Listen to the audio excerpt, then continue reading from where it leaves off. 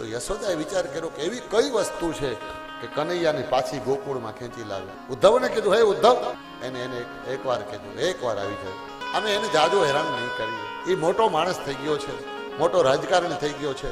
એને કંસને માર્યો ત્યારથી એનું સન્માન વધી ગયું છે. મથુરાના માણસો એને ખૂબ એની આવભગત કરે છે, ચારે બાજુ એના સન્માન છે.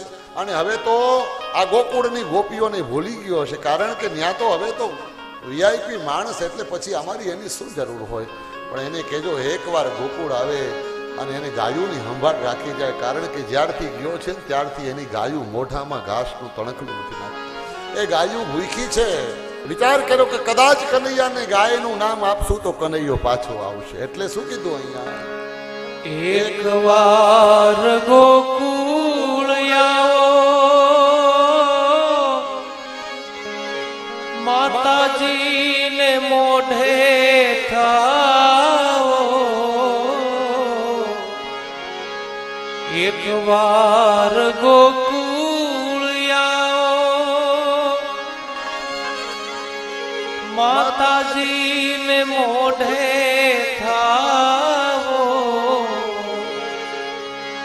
ગાયોને